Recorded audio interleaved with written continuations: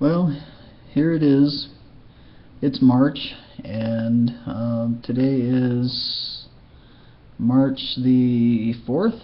Today's March 4th, and I have two doctor appointments tomorrow in the same building, but one's at 9:30 in the morning, and the other's at 1:30 in the afternoon.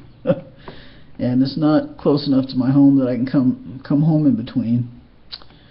So anyway, the thing I want to talk about right now is, well, first off, I switched my testosterone medication from the testosterone cypionate injections to Testim gel, and the reason for that is because I was having these terrible mood swings, and I was getting short-tempered and starting to get, a little physically aggressive, violent, on the cypionate injections, because the way it operates, one every 2 weeks, and then, there's spikes, and then there's peaks and valleys, and I was just kind of going nuts with it. So originally, my endo, Dr. Terlecki, was going to put me on a compounded, I think it was a compounded gel. I'm not sure if it was a cream or gel. I think it was a gel. She was going to put me on a compounded formula that I could only get at one of two pharmacies, and originally I had said yes to it. She called, what was it, Monday night. I had talked to her assistant Monday during the day, and her assistant said that she would talk to Dr. Terlecki and see what she wanted to do, and so Dr. Terlecki called me around, I don't know, 7 o'clock that night. Maggie and I were out to dinner at an Oriental buffet, and well, it's kind of a weird time to call, but so I talked to her a little bit, and she said she wanted to put me on this compounded formula. Well, at first I said, well, okay, but she said that it probably wouldn't be covered by my insurance, and I'd have to pay the whole thing out of pocket, which would have been $75, which right now I really don't have to spare. So at first I said okay, I didn't know what else to say, and Maggie and I had, we had to refigure the bills later on to see if we could do it. But anyway, so originally I said okay, I'd do it. I'd do the compounded stuff, and she said it'd be like, well, $75, but it'd be like a 4-ounce jar, and I'd only use like 1/8 of a teaspoon each time, and so it would last me a while. But I was like, well, okay. So the next day, so then yesterday I thought, well, well, Monday night after we got back home and stuff, I thought about it. The more I thought about it, I thought, no, $75 is, why didn't she just prescribe something that's covered under my formulary, under my WellCare prescription drug formulary? Well, I got a little bit miffed about it. Then I thought, okay, so yesterday morning, I called early in the morning, as soon as they opened at 8:30, and left a message for her assistant to call me, and why I wanted her to call me, and she got right back to me, and she told me that she would talk to the doctor about maybe switching me to Testim, which is a brand name that's covered under my prescription drug formulary. So then she told me to go ahead and call the compounding pharmacy myself and tell them to cancel the order. So I did that, and they canceled the order.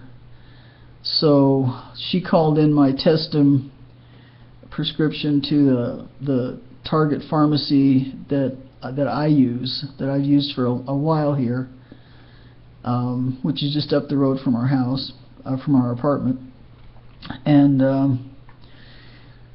I should have gone. I guess I could have gone and picked it up last night, and I thought about it, or maybe picking it up tonight. But tomorrow I'm supposed to go see my my PCP again, Dr. Wong, and I have to ask him for a refill on my hydrocodone, my Vicodin prescription for my back pain, and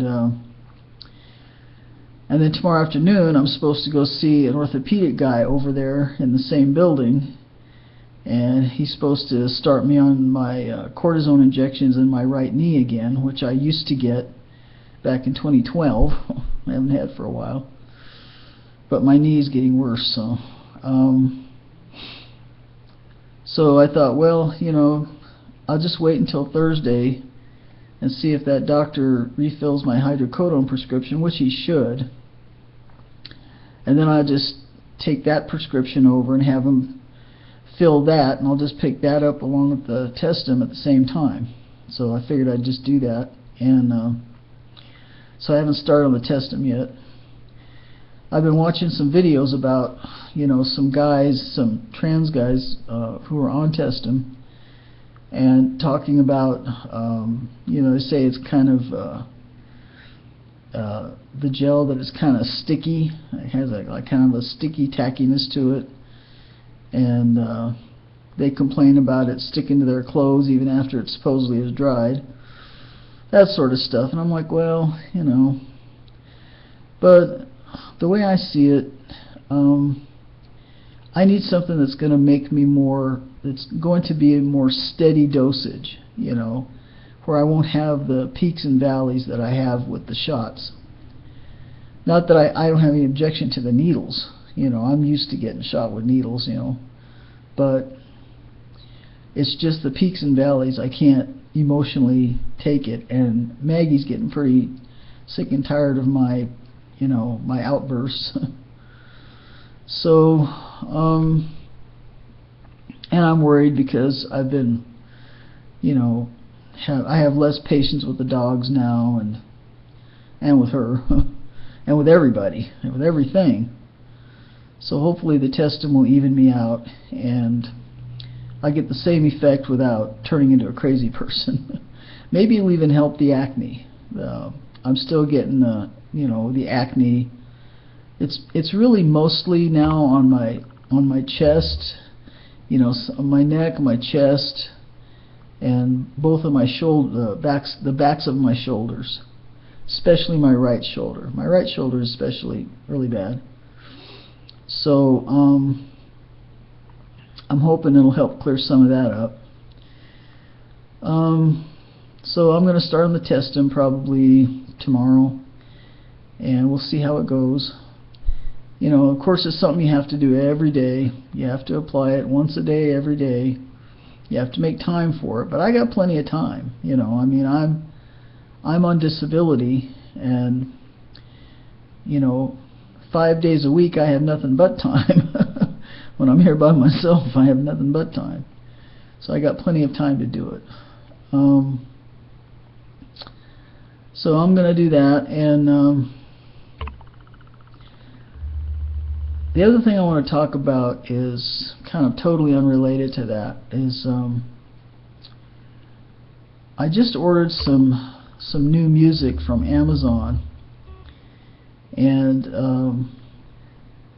there for a while I was really getting into Latin music, you know, Cuban music, salsa, basically any kind of Latin music, and so I have a number of Latin/Spanish types of recordings by various artists and so forth.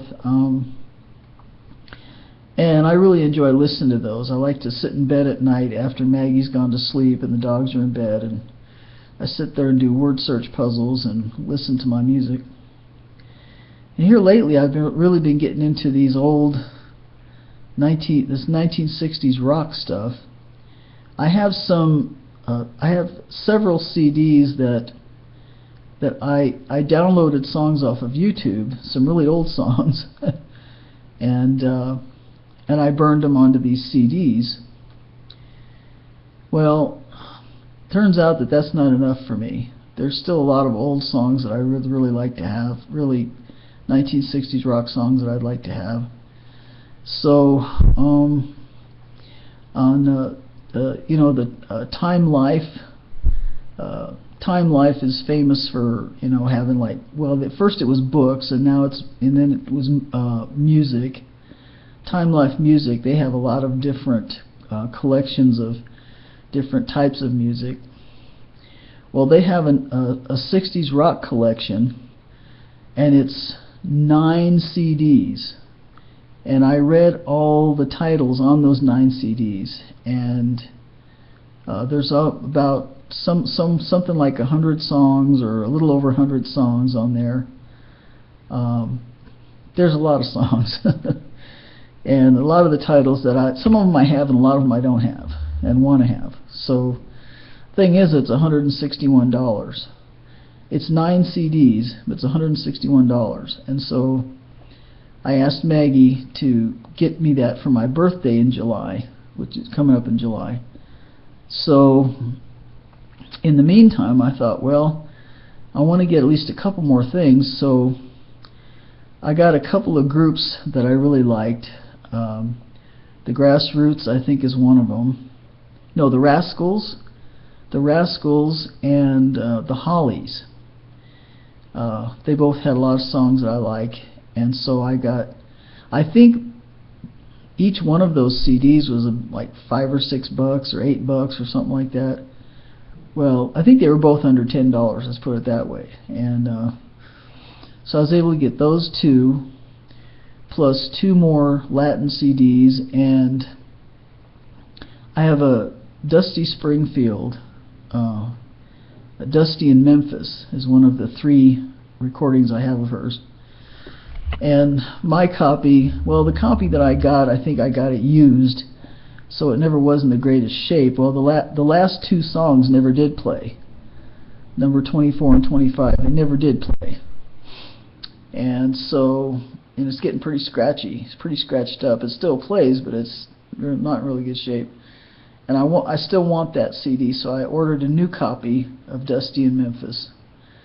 And altogether, those 5 CDs only cost me a little over $36. And I didn't have to pay shipping in addition to that, because I spent enough to where I got free shipping. So all that money is just the CDs. It doesn't include any shipping and handling, because I don't have any shipping and handling. Well, I'm supposed to get, between next Monday and next Wednesday, I'm supposed to be getting them. So I'm looking forward to that. In the meantime, I've still got the ones that I recorded off the internet and that sort of stuff. But I'm really getting more and more into the old 60s music, and I just really don't care for most of the modern stuff. I don't know. Maybe I'm just an old hippie. I guess I'm an old hippie. But I just really like that old stuff, and I think it's because there were a lot of people back then that really had really good singing voices, and a lot of them were just okay, and some of them were kind of weird, but some of them had really good voices, and a lot of the songs I really like. So I hear a lot of these singers now, and they all sound the same to me. I can't tell Beyonce from Alicia Keys from who, I don't know anybody from anybody. I don't know. So anyway, I'm really getting back into my old 60s music, and I guess, like I said, I'm just an old hippie. So that's all I have for now, and this video is kind of long. So until next time, anybody that might be watching, hope you have a good day, and I'll talk to you later. This is Chris. Bye.